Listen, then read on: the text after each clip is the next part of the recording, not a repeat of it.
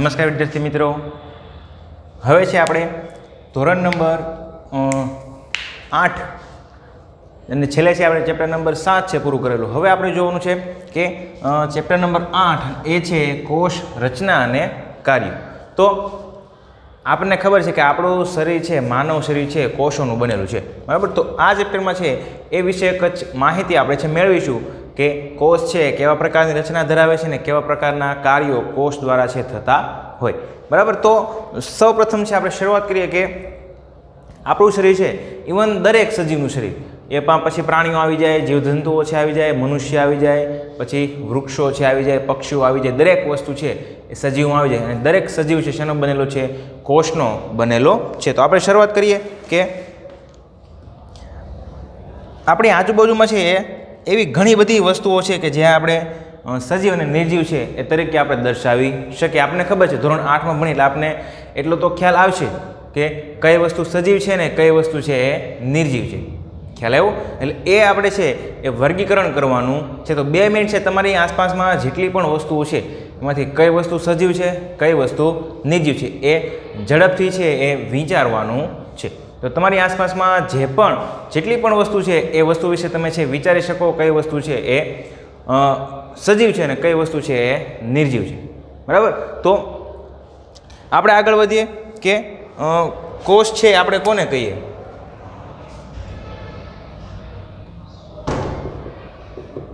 તો પહેલાં તો કોષ છે આ કોને કહેવામાં આવે છે? તો કોષની છે વ્યાખ્યા પૂછાય, 1 માર્કમાં પૂછાય તમને વ્યાખ્યા કોષની, તો તમે લખી શકવા જોઈએ. તો કોષની વ્યાખ્યા એવી છે કે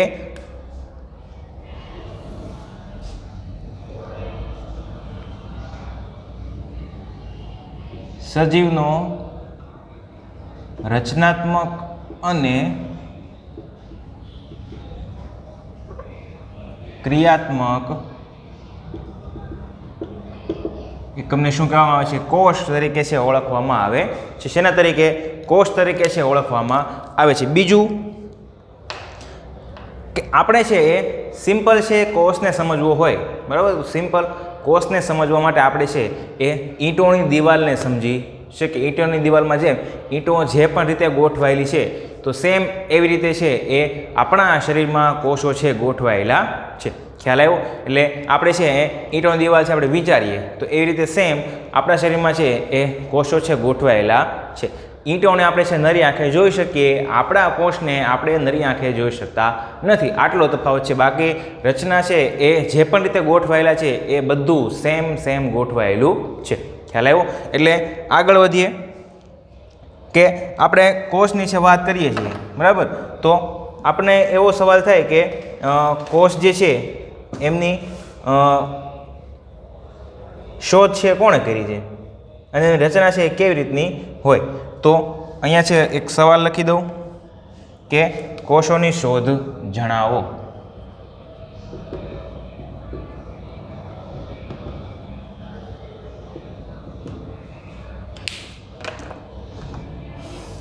તો એમાં આગળ વધીએ કે ઈસવીસન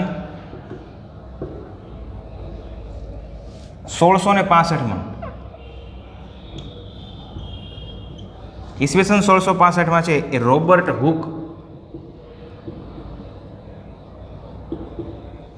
હુક નામના વૈજ્ઞાનિકે છે એ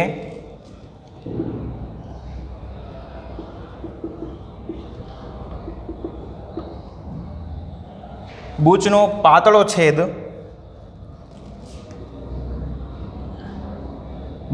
પાતળો છેદ લઈ સામાન્ય માઇક્રોસ્કોપમાં એવું લખીએ તો ચાલે કે સૂક્ષ્મદર્શક યંત્રમાં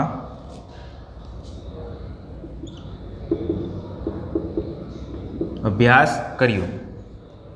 ત્યારબાદ તો કે તેઓએ બૂચનો છેદમાં અનેક ખાના જેવી રચના જોઈ.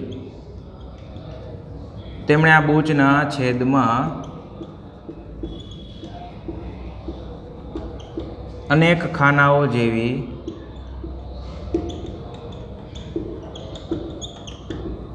રચનાઓ જોઈ. તો આ ખાના છે કેવા હતા? તો કે આ ખાનાઓ મધમાખીના પૂડામાં રહેલા ખાનાઓની માફક ગોઠવાયેલા હતા. શેની માફક? મધમાખીની અંદર જે પણ ખાના, મધમાખીના મધપોડામાં જે ખાનાઓ છે તો એ રીતે છે એ બૂચના જે છેદ હતો એમાં ગોઠવાયેલા હતા.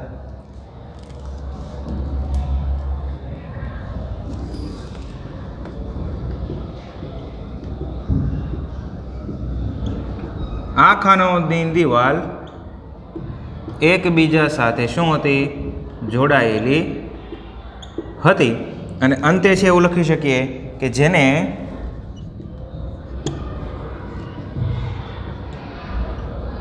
રોબર્ટ હુકે છે એ કોષ અથવા તો સેલ નામ આપ્યું. ખ્યાલ આવ્યો? ફરી વખત જોઈએ કે ભાઈ કોષની છે સૌપ્રથમ શોધ છે ક્યારે થઈ? તો સૌપ્રથમ શોધ છે એ ઈસવીસન 1665માં રોબર્ટ હુક નામના વૈજ્ઞાનિકે છે એમને બૂચનો છે એ પાતળો છેદ છે એ લીધો. શેનો? વનસ્પતિના બૂચ જે શું છે તો અહીંયા લખી દઉં, બૂચ છે એ વનસ્પતિ છે અને આ બૂચનો છે એક ભાગ છે એમણે લીધો. ખ્યાલ આવ્યો? તો આ બૂચ શું છે એ એક પ્રકારની વનસ્પતિ છે. તો એ વનસ્પતિનો છે પાતળો છેદ લીધો અને એને સામાન્ય સૂક્ષ્મદર્શક યંત્રમાં છે એમનો અભ્યાસ કર્યો. કોણે? રોબર્ટ હુકે.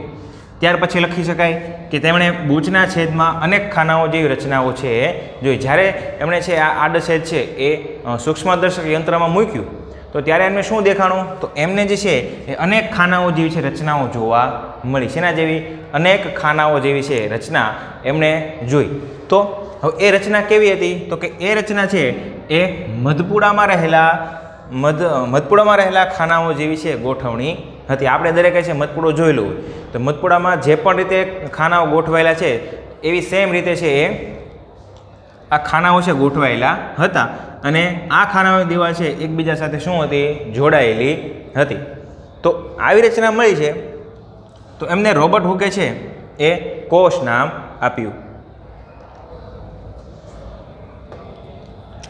એટલે આ છે સવાલ કોષોની શોધ. MCQમાં પૂછાય તો લખી શકાય 1665માં શોધ છે એ થયેલી. ઝડપથી છે એ જોઈ જાઓ.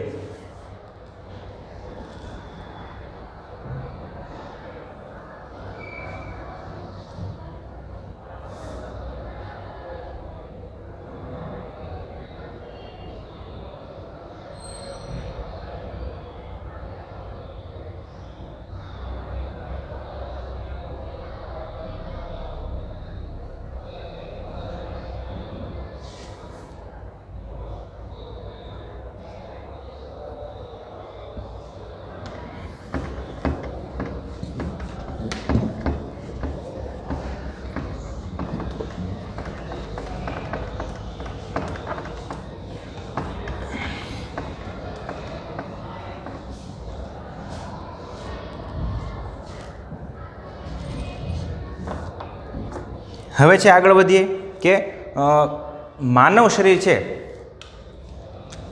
તો પહેલી વાત તો એ છે કે જેમ ઇમારત કે બિલ્ડિંગ બનાવવા માટે છે ઈંટો શું છે એમનો પાયાનો એકમ છે. તો એમ સજીવ માટે જે છે એ કોષ શું છે? પાયાનો એકમ ગણવામાં આવે છે. હવે તો એક રચના આપણે જોઈએ તો એ રચનામાં જુઓ. હવે હું છે અહીંયા એક ઈંટોની દિવાલ છે બનાવું, બરાબર?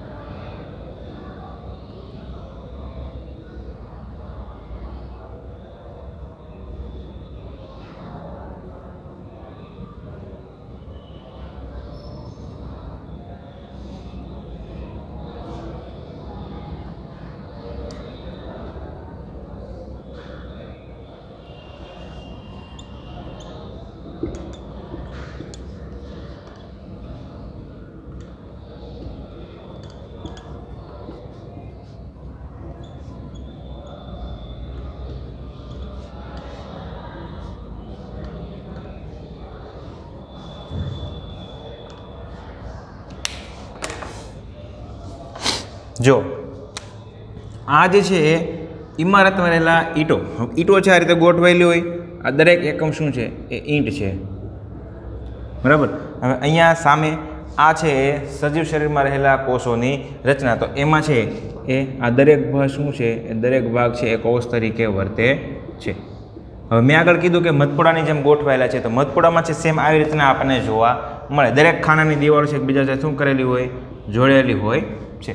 ખ્યાલ આવ્યો? એટલે આ વચ્ચેનો જે ભાગ છે એ શું છે, એમને કહેવામાં આવે છે કોષ કેન્દ્ર. શું કહેવામાં આવે? કોષ કેન્દ્ર. તો આવી કંઈક રચના છે એ આપણા કોષની છે રહેલી હોય છે. હવે ખ્યાલ આવ્યો તમને કે ભાઈ કોષ છે કેવી રીતે ગોઠવાયેલા હોય અને એમનું આપણે કાર્ય છે પાછળથી જોવાનું છે. તો એમના રચના છે કંઈક આ રીતે થયેલી હોય છે. હવે આપણે છે એક વસ્તુ ભણ્યા કઈ, તો કે ઇમારત છે એમાં ઈંટો છે પાયાનો એકમ, તો એમ સજીવ શરીરમાં પણ છે એ કોષ જે છે એ શું છે એમના માટે પાયાનો એકમ છે ગણી શકાય. કેમ કે આપણું આખું શરીર છે શેનું બનેલું છે? કોષનું જ બનેલું છે. કોષ વગર છે આપણું શરીર છે બની શકે નહીં. એટલે સજીવ શરીરમાં છે પાયાનો એકમ આપણે કોષ ગણી શકીએ. અને કોષમાં અંદરના ભાગમાં રહેલું હોય કોષ કેન્દ્ર, કે જે દરેક પ્રકારના કાર્ય છે એ કરતું હોય. હવે એક સામાન્ય નોલેજની વાત છે કે આપણા કોષ જે છે શરીરના અથવા ઇવન કોઈ પણ પક્ષીના, પ્રાણીના કે વનસ્પતિના કોષ છે એ શરૂઆતમાં તો છે એ વ્યવસ્થિત જોઈ શકાતા નહોતા. તો એના માટે છે એ અલગથી માઇક્રોસ્કોપની છે રચના કરવામાં આવી. વધારે આપણે છે એ ચોખ્ખું જોઈ શકીએ એટલા માટે છે એ માઇક્રોસ્કોપની છે રચના છે કરવામાં આવેલી. એમના પછી આપણે કોષની અંદરની બધી માહિતીઓ છે સરળતાથી મેળવી શક્યા. એટલે એવી બધી છે એ રચનાઓ આપણને છે જોવા મળતી હોય. હવે બીજી એક વાત એવી છે કે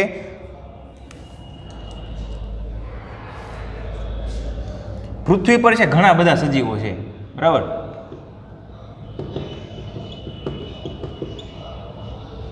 લાખો કરોડો સજીવો છે એ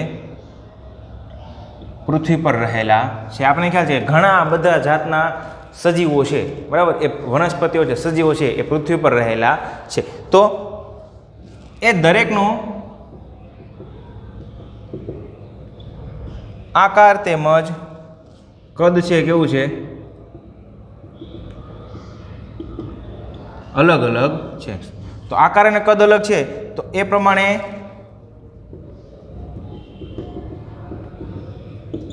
તેમાં કોષોની સંખ્યા પણ કેવી હોય?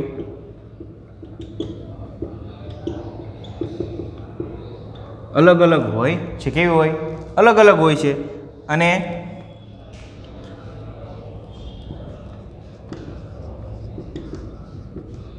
તેમનો આકાર પણ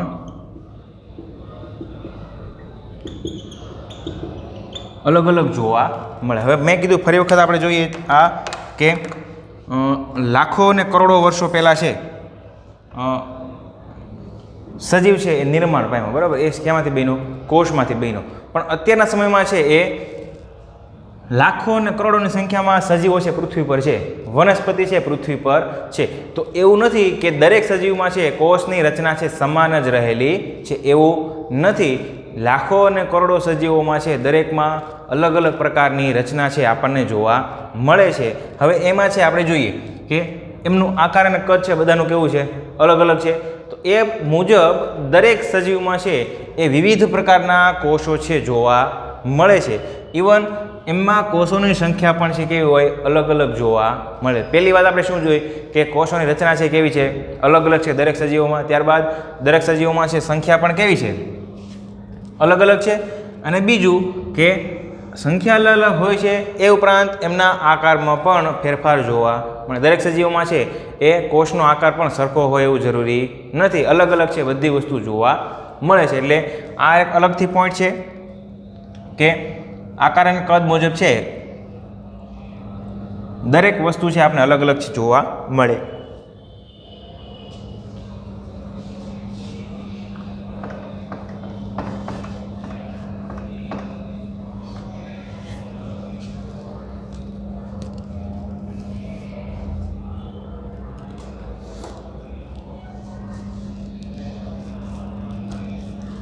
હવે જોવાનો એક સવાલ કે કોષની સંખ્યાના આધારે સજીવના છે પ્રકાર જણાવો.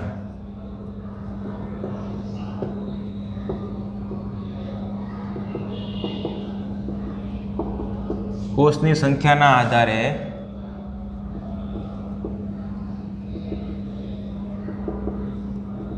સજીવના પ્રકારો છે જણાવો. તો જોઈએ કે ભાઈ પહેલું એમાં શું આવે કે કોષની સંખ્યાના આધારે સજીવના છે 2 પ્રકાર છે.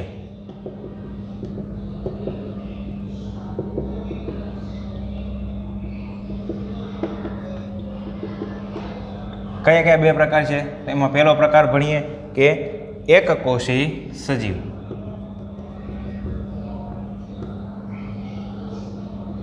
તો એકકોષી સજીવ કોને કહેવાય? તો એક જ કોષના બનેલા સજીવોને એકકોષી સજીવ કહેવામાં આવે છે.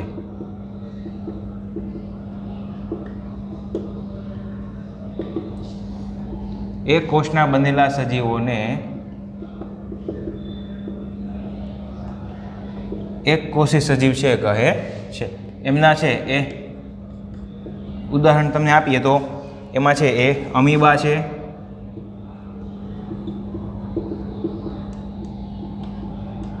પેરામિશિયમ છે, ત્યારબાદ બેક્ટેરિયાઓ. બરાબર. બીજું જોઈએ બહુકોષી સજીવ. તો બહુકોષી કોને કહીએ છીએ? તો એકથી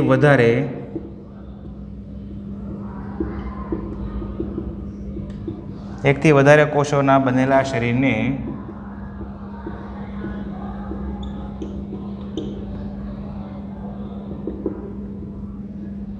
બહુકોષી સજીવ કહે. આમના ઉદાહરણમાં જોઈએ તો મનુષ્ય,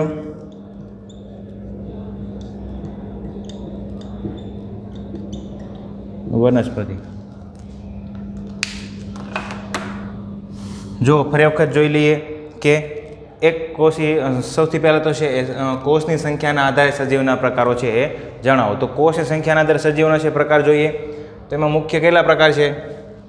તો એમના છે મુખ્ય 2 પ્રકારો છે. તો એમાં પહેલો પ્રકાર છે કે એકકોષી સજીવ. તો એકકોષી સજીવ છે એ કોને કહીએ છીએ? તો એક કોષના બનેલા સજીવોને એકકોષી સજીવ તરીકે ઓળખવામાં આવે છે. જેમાં કેટલા કોષ રહેલા હોય? આખું શરીર છે એ એક જ કોષનું બનેલું હોય.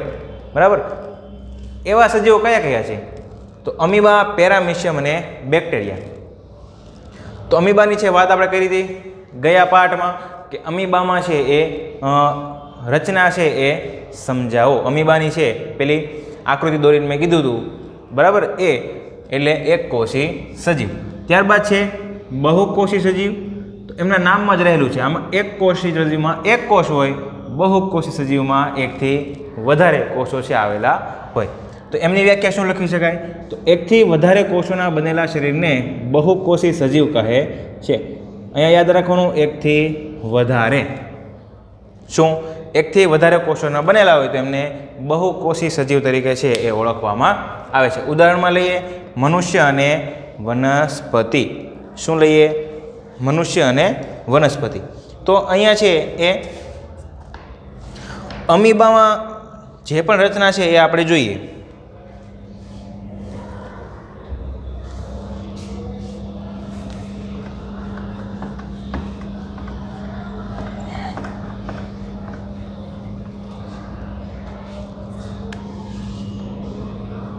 અમીબાનો આકાર છે એ શરીરનો આકાર છે નિશ્ચિત હોતો નથી. કેમ? કેમ કે અમીબા છે પોતે કેવું સજીવ છે? એકકોષી સજીવ છે. એટલા માટે એમની છે એ રચના છે કંઈક આવી હોય અને વચ્ચેના ભાગમાં હોય છે કોષ કેન્દ્ર. ત્યારબાદ છે એ અન્નધાની રહેલી હોય છે. એટલે આવી કંઈક રચના છે એ કોની હોય? આ શું છે? એ છે કોષ કેન્દ્ર. આ છે અન્નધાની. અને આ પોતે આખું શું છે? અમીબા છે. ખ્યાલ આવ્યો? એટલે આવી રચના છે એ એક કોષી સજીવની હોય.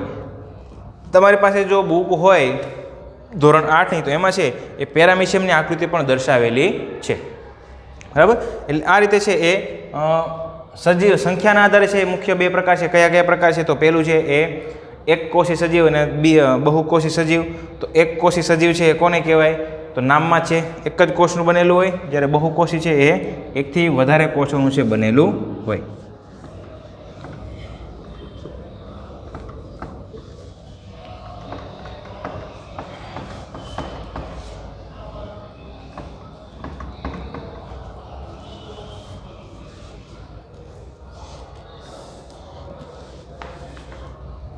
હવે આગળ વધીએ તો ઝડપથી એક નાનો અમથો સવાલ છે જે આપણે ભણી ગયેલા છે એ જ ભણવાનો છે ફરી વખત. તો એ જોઈ લઈએ કે અમીબામાં ખોટા પગનું નિર્માણ અને કાર્ય જણાવો.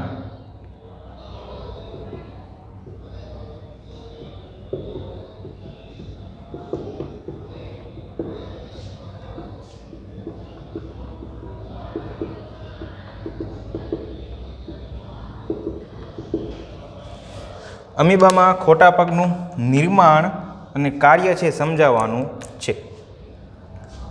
અહીંયા તો પહેલાં છે એ અમીબાની આકૃતિ છે એ સરળતાથી દોરી દઉં. એનો કોઈ આકાર છે એ આપણે નિશ્ચિત રાખવાનો નથી.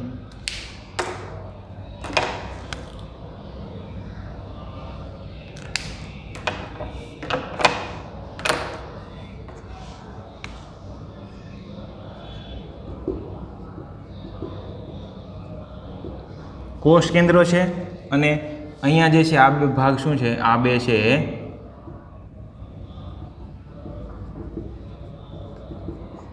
ખોટા પગ. તો હવે સવાલની છે શરૂઆત કરીએ. ક્યાંથી કરવાની છે? તો અમીબા અનિયમિત આકારનું પ્રાણી છે. ખબર છે, આગળ કીધું મેં. અમીબા એ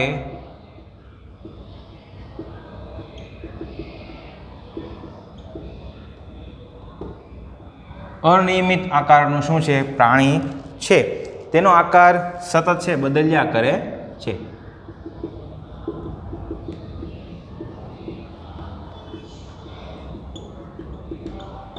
સતત શું થાય છે? બદલ્યા કરે છે. ત્યારબાદ તો કે આ દરમિયાન તેની કોષ સપાટી પર વિવિધ લંબાઈના પ્રવર્ધો તરીકે ખોટા પગ છે એ ઉત્પન્ન થાય છે. આ દરમિયાન તેની સપાટી પર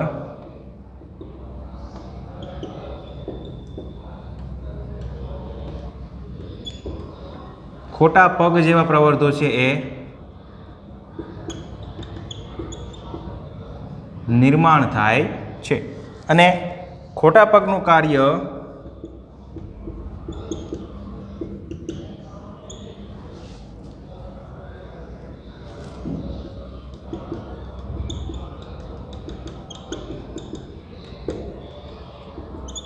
એ અમીબાને ગતિ આપે છે તેમજ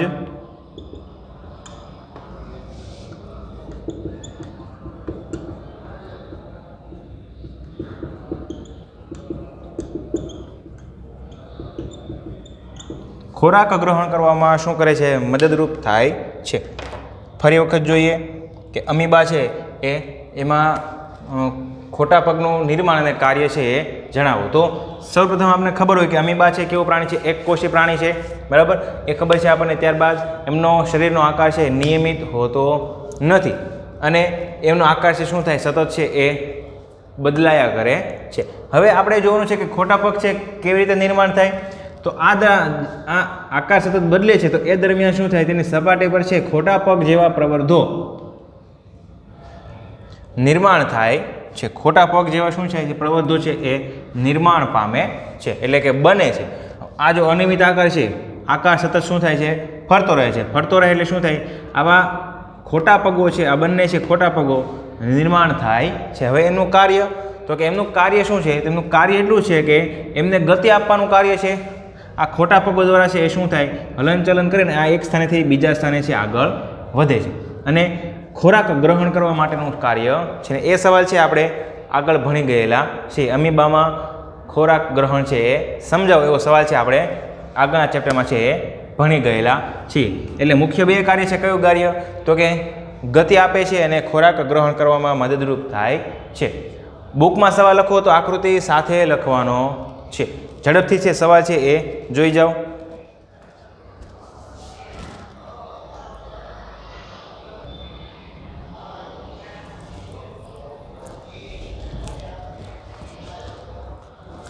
આમને આગળનો ભાગ છે જોઈશું આપણે આવતા લેક્ચરમાં.